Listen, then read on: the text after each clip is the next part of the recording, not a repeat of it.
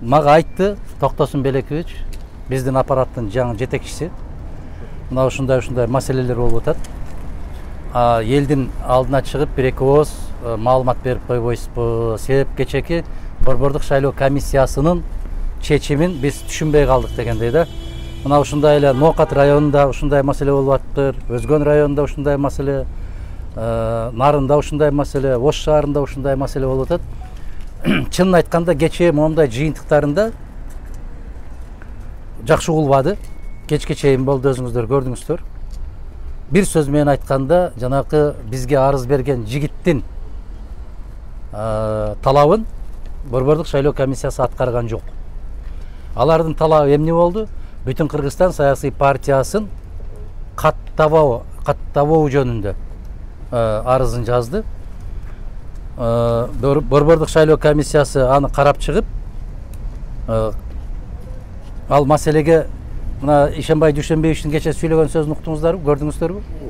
Мына ошол кодексти иштеп чыккан кишилердин бири ушул Ишенбай Дүйшөнбеевич.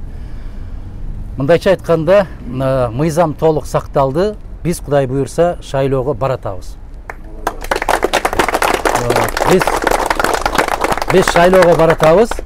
Өзү Кыргыз конституциясы боюнча, мыйзамдары боюнча кайсы партиялар депутат болот, кайсы кишилер депутат болот, аны Борбордук шайлоо комиссиясы дагы эмес, саясий партиялар дагы эмес, соттор дагы эмес, Кыргыз эли чечиш керек.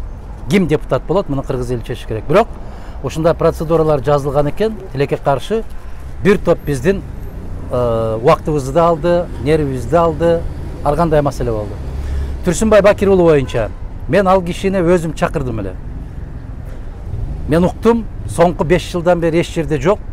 Бир аз ооруп, кыйналып, үйдө жатат дегенден мындай бир арабызга кошуп, кичине алаксып, жакшылык, тек гана жакшылык ниет менен, жакшылык үмүт менен. Эми кандай маселелерди мүмкүн кийинирээк дагы айтарбыз. Эмне үчүн ушундай болуп кетти? Ал киши жалгыз кеткен жок, бир топ кишилер кетти, бирок жигитче кетишти алар.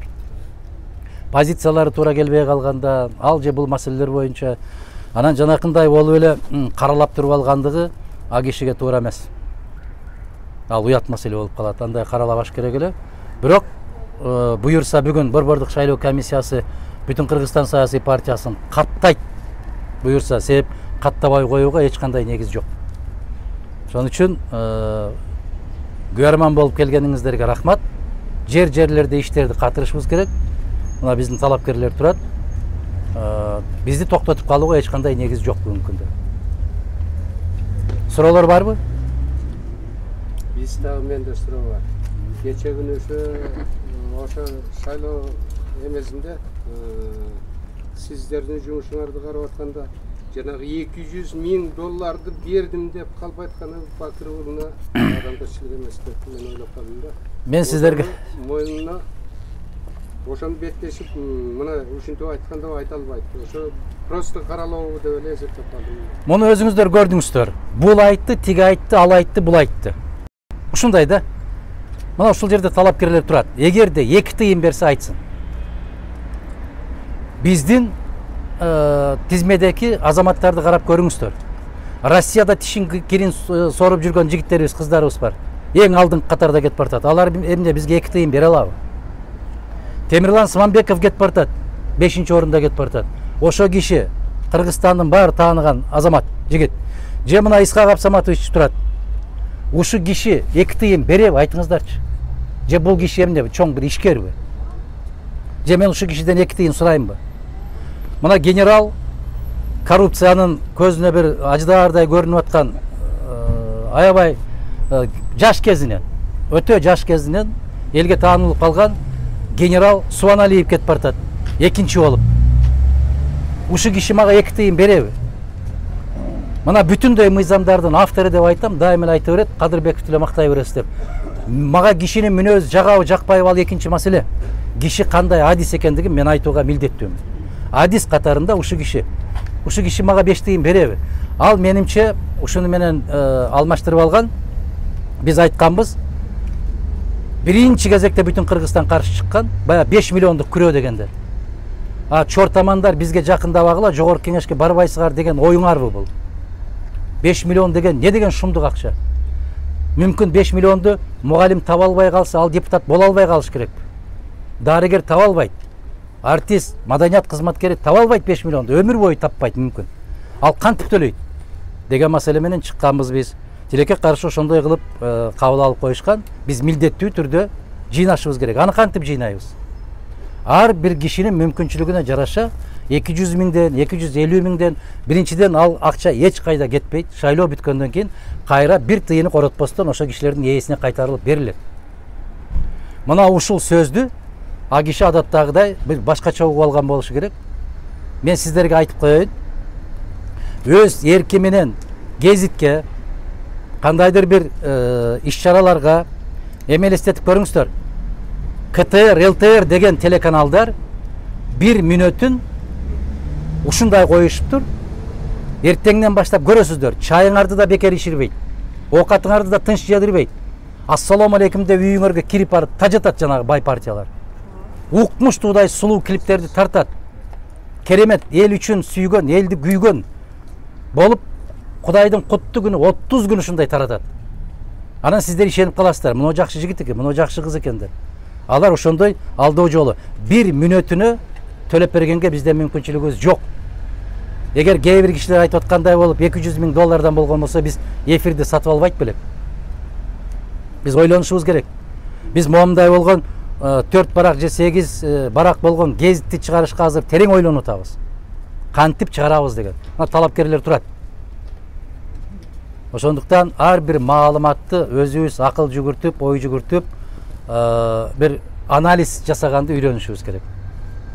Эртеңден баштап көрөсүздөр кайсы партиялар тынымсыз чыгып баштаган. Биз тек гана өкмөт мыйзам тарабынан берилген бекер убакыттарда ким менен болсо теле таймашка, теле айтышка чыкканга даярбыз.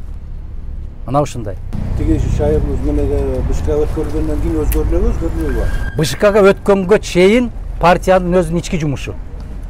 БШКга өткөрүлүп, берилип, алар кабыл алдык дегенден баштап партия анын тизмесин өзгөртө албайт. Эгерде кандайдыр бир себептер менен бир-эки киши талаптарга туура келбей калса, аны БШК бизге берет, ушуну карап көрүңүздөр деп. Ошондо гана биз аракет кылганга укугубуз бар. Ага чейин өткөрүп бергенден кийин биз өзгөртө албайбыз. Эми бул жерде мындай адамгерчилик жагы бар да. Ал киши биз тизмени бере эле келе. Мына Өмүрбек Исаковичка телефон чалып, биз тизме бере элекпиз. Демек, мен адам катары ой жүгүртүп атам. Бул башынан эле кадам таштаганда жакшы эмес ой менен келген экен деп. Биз тизмени бере элек кезде келип чатак баштады. Анан келбей туруп телефон чалып, Өмүрбек Исаковичка айттыр, мен силерди сотко берем. Ооба. 25-не сүйлөшөбүз деген. Ооба. Эмне үчүн? Эмне максат менен? Анан бул киши генерал айтты. Ай, Туке, келбейсиңби келип? Эмне маселең бар? Келбейсиңби ушул жерге десе, жок, мен барбайм, соттон жолугушабыз деди. Эгер маселеси бар болгон киши 10 мүнөттө жетип келип айтат да, момундай дооматым бар деп. Кандай дейсиздер? Мындайча айтканда, кечээ БШКнын мүчөсү, юридика илимдеринин доктору, профессор Кайрат Осмоналиев айтпады өзүнүн пикирин. Мен ушул оюма келбептир. Билесиздерби, мен кишиге ишенсем ушунчалык катуу ишенип алат экенмин. Анан менин ниетим ушунчалык тазалыгын, актыгын биз Курман айт күнү курмандык чалганбыз, бир чоң 3 жашар чоң уй союп, ошонун жарымын Гансидеги дарыланып аткандарга, жарымын мына Бишкектеги балдары таштап кеткен карыялар үйүнө тапшырып берип, анан бир канчасын алып калып, ошо кишини чакырып, эми ооруп үйдө жатат, кыйналып атат дегенден чакырып, мен ошонун колуна берип, ушунчалык жүрөгүм таза эле, ниетим таза эле. Мен билбептирмин андай болушун. Анан сотко беребиз деп ушундай деп айтты дейт. Эми элестетсеңиздер, алдын ала мен силер менен соттошом деп аткан кишини кантип тизмеге киргизесиң? Маселе ушунда. Анан кошумча. Турсунбай Бакир уулу айтып атпайбы? 200 миң долларды жанагы эки экс депутаттан алабыз деп аткан деп жана Кутушев менен анан Мадемедовден. Алар биздин партияда жок, тизмеде да жок. Каяктан ал айтып атат, ошону өзүнөн сураш керек да. Суралса баран кесен. Токмактан алам, токмактан келдим бакыттардым. Тактоо иретине сурап уруксат этиңиз. Токмактас туугандар арасында, эл арасында айтылып атат. Силерди чететип турбайбы, ушундай миш-миштер болуп атат деп. Анан сен барып, мен бардым. Ишибизди толук кандуу жүргүзөргө болот. Ушул ар кандай бүдөмүк салып атканын максаты ошондо турат да. Себеп карасаңыздар, кайсыл булактан бүгүн сурамжылоо болбосун, элдин пикирин иликтөө болбосун, бүтүн Кыргызстан башка партиялардан бир ат чаам алдында кетип баратат. Бизди шайлоодон четтетүүгө жалгыз эле кээ бир инсандар эмес, тыйындуу саясий партиялар өтө каттуу күч салып атат. Абдан каттуу күч салып атат. Мүмкүн бизге каршы көрсөтмө берип, ушундай чуркап жүргөн азаматтардын дагы кээ бир жерлерин ысытып коюп аткан азаматтар ошолор болушу мүмкүн. Себеп бүгүнкү күндө баары сатылат, баары берилет, баары өзгөрөт деген принцип менен жашап атпайбызбы? Мындай бир принцип калбай калды, жигиттик намыс деген калбай калды.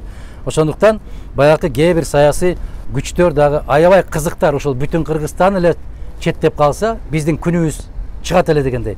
Жападан жалгыз элдик болгон, жападан жалгыз оппозициялык маанайдагы болгон партияны тизмеден чыгарып салууга кызыктар күчтөр көп.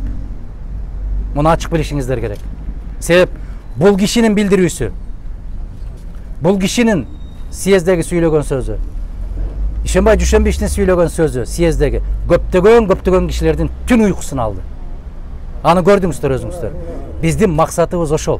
Биз ошол максат менен барабыз. Кудай буйрса, жараткандын колдоосу менен, калың элдин колдоосу менен биз ошол максатты сиздер менен бирге ишке ашырабыз деген жакшы тилек менен баратабыз. Эгерде бизде кандайдыр бир маселе болсо, канча партия болбосун, бирөөсүнөн съездин өткөрүлүшү боюнча видеосун талап кылдыбы? Жок. Бирөөдөн да талап кылган жок. Бирөөсүнөн айтып атабыз, силердин добуш бергениңер жашыруун болбой калыптыр деп. А өздөрү айтып атат, 2 сааттан ашырбагыла, 100 кишиден ашырбагыла, тездетип бүтүргүлө деп. Мен съездин жүрүшүндө дагы, аягында дагы Борбордук шайлоо комиссиясынын мүчөлөрүнөн сурадым. Бизде мукук бузуу болдубу? Алар айтты жок. Кече да алар тастыктады. Көрдүңүздөр аны. Ошон үчүн сөздү көбөйтпөйлү. Бизди микроскоп менен карап турган азаматтарыбыз көп. Анан мен де суроо бар да, кечиресиз. Например, мисалы үчүн биз деген азыр Турсунбай Бакир уулунун ушундай баягы каралаганы, ошол сотто каралып атат, ошондой. А биздин ошо бүтүн Кыргызстанда 100 000 деген эл турат, патриоттор турат. Эми алардын талабы эмне? Четте калабы. Мен ошонун монтип сүйлөгөн сөзү үчүн биздин да талап каралабы? Мен кече ошону айттым. Ошону карайбы БШКда?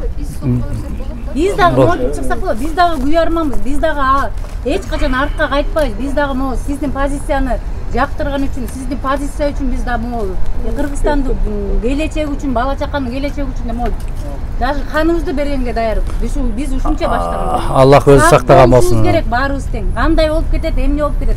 Бир эле сизге эмес, биз могу азыр могу куярмандар, патриоттор, штабтарды ачып алып, монтип элди үгүттөп атабыз. Биз деле айтып атабыз, акча алып атат, анан берип атат, мынтип атат. Бере берсин. Ала бергиле. Ал деген эми ал өзүңөрдүн укугуңар. Бир эч кимдин, мен ушинтип айтып атам элдергечи, эч кимдин могу өзүңдүн эмеңди сатканга сен өзүң билесиң. Алар монтип атат да, элчи бизге берди, паспорттарды жыйнап кетти. Биз деген бүттү, байланып калдык. Бизди деген уже ТТК регистрация кылып коюптур. Биз эми шайлай албайбыз деп. Андай эмес да эч качан. Шайлайт. Силер алгыла, макул. Ал да силердин акчаңар керек болсо. Эжеке, атыңыз ким? Уркуя. Уркуя эжеке, антип айтпаң. Себеп чубак ажы алганың да тозоко, бергениң да тозоко деп какшап жүрүп өтүп кетти. Антип айтпаң. Энди андай кылбаңыз. Алып ачпай, көрүп атпай. Мени караңыз, кече коопсуздук кеңеши болду. Кезексиз. Коопсуздук кеңешинде Жээнбеков мырза айтып атат. Элди ташып, паспорттарын топтоп аткандарды көрүп атасыңар, бирок эч кандай аракет жасабай атасыңар деп. Ал киши эки эле кишини тыйып койсо, ошол токтойт. Бийлик да байке, биздин эки эле киши. Анан бийлик өздөрү билет да. Ошол жерге азыр коопсуздук кеңешинин катчысынын расмий түрдө орун басары генерал Субаналиев ишинде бул убактылуу токтотту шайлоого бараткандык үчүн. Ушул кишинин билдирүүсүнөн кийин бул кишини чакыруу керек эле. Чакырып ошол жерде менин кол алдымда ушул коопсуздук кеңешинде иштеп атасың, генерал. Жанагы жерде аябай орчундуу сөз айттың. Далил барбы деш керек эле. Ушундай да. Анан бул киши баарын тизмектеп айтып бермек. Бизде 2 эле киши, 3 эле киши жасап аткан Кыргызстандагы баар нерсени. Ошолорду эле токтотсо, мына башаламандык токтойт сиз айтып аткан. Мындай майда суроолорго кетпейли. Мен сиздерге маалыматты бердим. Кудай буйрса биз шайлоого баратабыз. Биздин үмүтүбүз аябай чоң. Бекеринен айткан жокмун.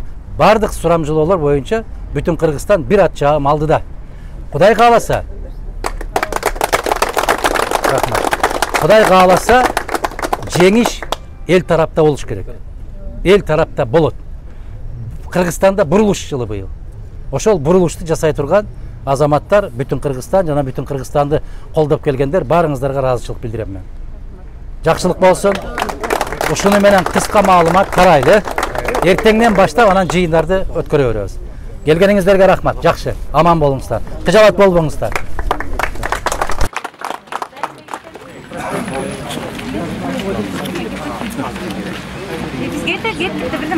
Мен бүтүн Кыргызстан партиясынын талапкерлердин атынан бир өзүмдүн пикирим билдирип коеюн дедим эле. 19 августта өткөн съездде Турсунбай Бакир уулу келип алып сүйлөп, жакшынакай сөз менен кошулдук деп, өзүнүн пикирин, жакшы пикирин билдирип кеткен болчу. Андан кийинки маселе бул Ажикенин өзүнүн жеке абири, бул кандай маселе менен жүрөт, кандай ой менен келди бул жерге. Мен айтат элем, бул Ажике өзүнүн абирини сактап, мындай ушактан алыс болсо, мындай деди, андай деди деген сөздөрдү айткан бул Ажикеге менимче туура келбейт. Бул жигитчиликке да туура келбейт. Бүтүн Кыргызстан партиясынын 93 миңден ашык мүчөсү бар. Ушу 120 талапкерлердин артында канча электорат турат, канча кишилер турат. Булардын бардыгын ойлош керек. Ар дайым жеке өзүнүн амбициясы үчүн мындай ыплас кадамдарга барышты. Бул менин оюмча Ажике токтотуш керек. Ассаламу алейкум, улуу кыргыз элим. Мынакей көп күндөн бери биздин партияга мындай кандайдыр бир эмелер болуп, эки анча ой болуп, шайлоого барат же барбайт деген ойлор айтылып аткан. Айтылып келди бүгүнкү күнгө чейин, ушул убакка чейин шайлоодон четтетилет, жана башка ушундай сөздөр болуп. Мынакей биз бүгүн баарыбыз бул жерге чогулдук. Адахан Кимсанбаевдин өз оозунан уктук. Кудай буйрса, Кудайдын буйругу менен, элдин колдоосу менен бүтүн Кыргызстан партиясы шайлоого барат деп айтылды. Өзүм да суроо берип, андан жооп алдым. Кудай буйрса, кыргыз элим шайлоого аттанабыз, шайлоого барабыз. Бул үчүн Кудайдын буйругу, сиздердин колдооңуздар керек. Сиздерге чоң рахмат. Алга бүтүн Кыргызстан.